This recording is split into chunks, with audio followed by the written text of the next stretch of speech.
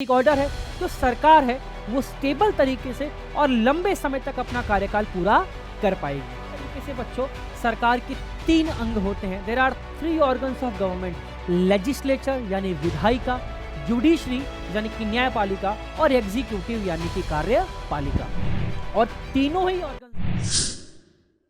तो हेलो बच्चों, स्वागत है आप सभी का आपके चैनल आर्ट विद पंकज पे। तो आप सभी को पता है कि फिलहाल आज हम पढ़ने जा रहे हैं और पढ़ाने जा रहे हैं क्लास 12 की पॉलिटिकल साइंस का चैप्टर 1। और अभी तक हमने 3-4 वीडियोस अपलोड कर दी है फर्स्ट चैप्टर की, जिसका नाम है पावर शेयरिंग यानी कि सत्ता की साझेदारी। आई होप आप सभी देख रहे होंगे, शेयर कर रहे होंगे, नोट्स भी बना रहे होंगे। बाकी मैं तो आपको दूंगा ही दूंगा। अभी तक हम क्या क्या पढ़ चुके हैं बच्चों, जल्दी से कमेंट करके बता दो। बेल्जियम के बारे में पढ़ चुके हैं सर, श्रीलंका के बारे में पढ़ चुके हैं और इन डिटेल पढ़ चुके हैं। तो आज के पार्ट में हम चलेंगे अपने आगे के लेक्चर्स पे। चले, जल्दी से बोल दो सर। चलो, और बताओ कैसे हो, कैसी चल रही है जिंदगी? सब बढ़िया? कोई दुख, कोई परेशानी? चाय पियोगे? अच्छी बनी है भाई। स्कूल में कौन कौन से चैप्टर चल रहे हैं वैसे? कमेंट करो फटिक से। और कैसा लग रहा है 9th से आके 10th में? मज़ा आ रहा है कि बोरिंग लग रहा है? अभी तो गर्मियों की छुट्टियां पड़ी हैं वैसे यार, कहाँ कहाँ घूमने का प्लान है? तो चलो फिलहाल शुरू करते हैं अपनी आज की लेक्चर सीरीज। चलें भाई, चलो सर ले आओ टॉपिक, ले आओ टॉपिक, ले आओ। कहाँ गया?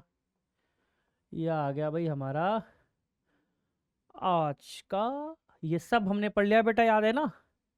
ये आ गया हमारा आज का टॉपिक। क्या है कि why is power sharing desirable in democracy. यानी बहुत इन शॉर्ट समझे तो कहना यह चाहता है कि पावर शेयरिंग जरूरी क्यों है, सत्ता की साझेदारी करना जरूरी क्यों है। और आई होप मुझे बताने की जरूरत नहीं है, क्योंकि बेल्जियम और श्रीलंका, इन दोनों देशों के एग्जाम्पल से आप समझ चुके हो कि बेल्जियम ने पावर को शेयर किया तो वहां पे डिस्प्यूट्स, लड़ाई झगड़े अलग अलग सोशल ग्रुप्स के बीच में नहीं हुए। श्रीलंका में पावर को शेयर नहीं किया गया तो वहां पे डिफरेंट कम्युनिटीज के बीच में डिस्प्यूट्स और कॉन्फ्लिक्ट्स हुए। सही बात है ना? पढ़ते हैं हम इसको 2 पार्ट्स में डिवाइड करते हैं बच्चों कि पावर शेयरिंग जरूरी क्यों है। इसको हम 2 पार्ट्स में डिवाइड करते हैं। पेपर में क्वेश्चन आता है सीधा कि प्रूडेंशियल रीजन बताओ, और दूसरा आता है कि मॉरल रीजन यानी कि नैतिक कारण बताओ। तो प्रूडेंशियल में क्या लिखा हुआ है कि it reduces conflicts between different social groups, stability of political order and better outcome. यानी जाहिर सी बात है, जब एक देश के अंदर अलग अलग कम्युनिटीज के बीच में सत्ता को साझा किया जाएगा, पावर को शेयर किया जाएगा, सबको साथ लेके चला जाएगा, तो उनके बीच में डिस्प्यूट्स, कॉन्फ्लिक्ट, वाद विवाद और लड़ाई झगड़े की संभावनाएं हमेशा क्या रहेंगी? कम रहेंगी। जो डेमोक्रेटिक ऑर्डर है, जो सरकार है, वो स्टेबल तरीके से और लंबे समय तक अपना कार्यकाल पूरा कर पाएगी। सही बात है ना? बिल्कुल सही बात है, कमेंट कर दो। मॉरल रीजन क्या कह रहा है कि it is the spirit of democracy. एक चीज समझो, डेमोक्रेसी का मतलब ही होता है लोगों के द्वारा चलाए जाने वाला तंत्र। अब कैसे भैया? हम सीधा जाके पार्लियामेंट के अंदर डिसीजन थोड़ी लेते हैं। हम लोग पार्टिसिपेशन कैसे करते हैं डेमोक्रेसी में? वोट डाल के। कैसे करते हैं? वोट डाल के, अपने ओपिनियंस को रख के, यही करते हैं ना। तो यानी डेमोक्रेसी का मतलब ही होता है पावर को शेयर करना। अगर आप पावर को शेयर नहीं करोगे, आप सबको साथ लेके नहीं चलोगे, तो जाहिर सी बात है वो डेमोक्रेसी कम और डिक्टेटरशिप या मोनार्की क्या हो जाएगी? ज्यादा हो जाएगी। तो मॉरल रीजन में यही है कि people have the right to be consulted for governing practices, power sharing is valuable. यानी जनता को पता होना चाहिए कि क्या देश में चल रहा है, सरकार किस तरीके से काम कर रही है, जनता की राय लेनी चाहिए और जनता की भागीदारी भी होनी चाहिए। यही तो है लोकतंत्र यानी कि डेमोक्रेसी। तो अगर प्रूडेंशियल रीजन पूछे तो it reduces conflicts between different social group, stability of government या फिर पॉलिटिकल ऑर्डर। एंड मॉरल वही चीज कि लोकतंत्र की आत्मा ही क्या है? Power sharing. सिंपल सी चीज है। बढ़ते हैं अपने नेक्स्ट टॉपिक में, और नेक्स्ट टॉपिक है बच्चों हमारा फॉर्म्स ऑफ पावर शेयरिंग। अक्सर पेपर में इसके ऊपर 3-4 नंबर में क्वेश्चंस आ जाते हैं कि भैया पावर शेयरिंग के अलग अलग फॉर्म कौन से हैं, ये बता दो। क्या कह रहे हो सर, चाय पी लो, ठंडी हो गई है। पी रहा हूं भाई, पी रहा हूं। देखो क्या लिखा है, चार तरीके हैं फॉर्म्स, 4 फॉर्म से पावर शेयरिंग के। कितने बेटा बताओ कितने? 4। कमेंट करो कितने? 4 फॉर्म। लिखा है फर्स्ट कि power is shared among different organs of the government. देखो आप सभी को पता है कि there are 3 organs of government. आप इस तरीके से समझो कि हमारी बॉडी है, और हमारी बॉडी के अंदर डिफरेंट ऑर्गन्स है। लंग्स है, स्टमक है, हार्ट है, ब्रेन है, किडनी है, and blah blah blah. Her organ के अपने अपने फंक्शंस हैं, और हर ऑर्गन एक दूसरे से इंडिपेंडेंट है। कोई किसी के काम में इंटरफेयर नहीं करता। दिल दिमाग का काम नहीं करेगा, दिमाग दिल का काम नहीं करेगा, फेफड़े पेट का काम नहीं करेंगे, पेट फेफड़े का काम नहीं करेगा। सही बात है ना? यानी बहुत सारे ऑर्गन्स हैं, हर ऑर्गन के अपने फंक्शंस हैं, कोई किसी के काम में इंटरफेयर नहीं करता।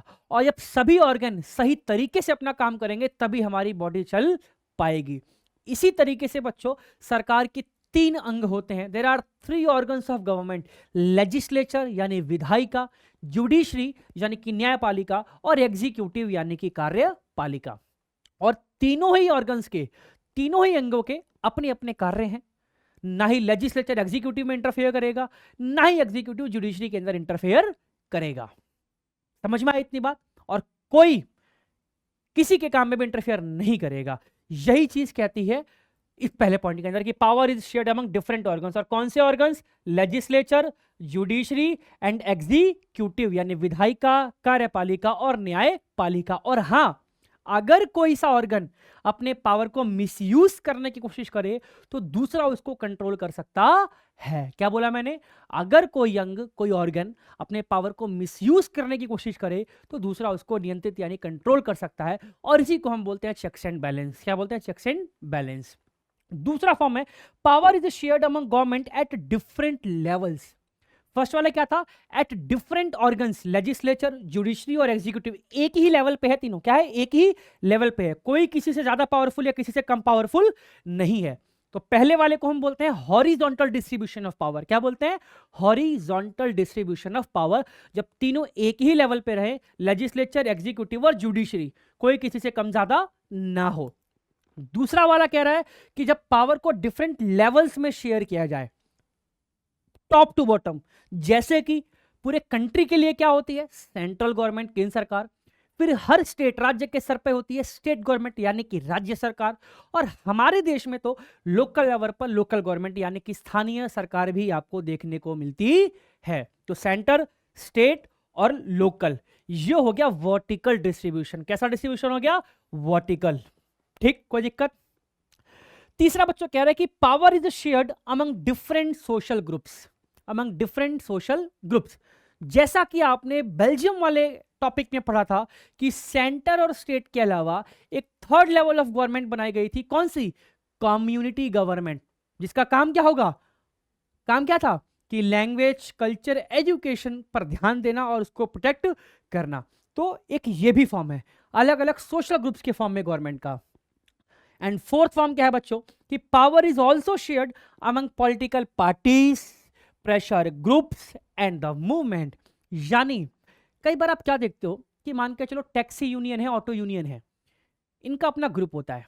ये हड़ताल पे चले गए कि जी किराया बढ़ाओ देश के अंदर। अब अगर ये लोग स्ट्राइक पे जाएंगे, ये लोग हड़ताल पे जाएंगे, तो जनता परेशान होगी। और प्रेशर किसके ऊपर पड़ेगा? सरकार के ऊपर। तो सरकार को कई बार इनकी बातें माननी पड़ती हैं। कुछ समय पहले आपने देखा कि सरकार एक किसान कानून लेके आई। किसान political parties, opposition parties border पे इकट्ठे हुए बहुत लंबे समय तक, और सरकार को उनकी बात माननी पड़ी और कानून वापस लेना पड़ा। यानी सिर्फ गवर्नमेंट के अंदर ही रह के डिसीजंस को नहीं मनवाया जाता, बल्कि बाहर रह के भी आप प्रेशर ग्रुप्स, पॉलिटिकल पार्टीज, संगठन, ऑर्गेनाइजेशंस के रूप में सरकार के ऊपर दबाव बना के अपनी बातों को भी मनवा सकते हैं। और ये होता है चौथा फॉर्म। तो पहला हॉरिजॉन्टल डिस्ट्रीब्यूशन यानी डिफरेंट ऑर्गन्स में, सेकेंड वर्टिकल डिस्ट्रीब्यूशन यानी डिफरेंट लेवल्स में समझाने की भी कोशिश करी है कि ये हो गया अपना horizontal, when power is shared among different organs of government like legislative, executive and judiciary.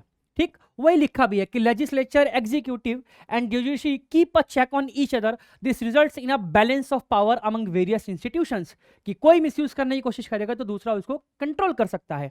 This is called horizontal distribution of power. ठीक, कोई दिक्कत? अगला मैंने आपको पढ़ाया vertical distribution of power. Vertical distribution of power कि पूरे देश के लिए सेंट्रल गवर्नमेंट, फिर स्टेट के लेवल पे स्टेट गवर्नमेंट एंड लोकल पे लोकल गवर्नमेंट, ये हो गया वर्टिकल डिस्ट्रीब्यूशन ऑफ पावर।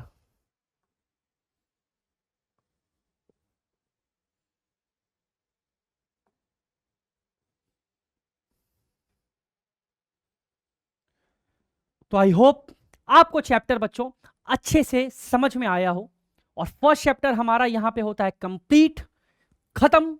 सबसे पहले हमने पढ़ा बेल्जियम के बारे में, फिर हमने पढ़ा श्रीलंका के बारे में, फिर हमने पढ़ा why power sharing is desirable, and last topic था हमारा फॉर्म्स ऑफ पावर शेयरिंग। तो जिसने नहीं देखा हो वो फटाक से पीछे की वीडियोस जाके देख लें, पूरे चैप्टर को कंप्लीट करें, और जिस पार्ट में भी आपको डाउट हो उसमें कमेंट करें कि सर ये टॉपिक हमको समझ नहीं आया। मैं पूरी कोशिश करूंगा कि दोबारा से आपके समझाने की कोशिश करूं। फिलहाल के लिए जय हिंद।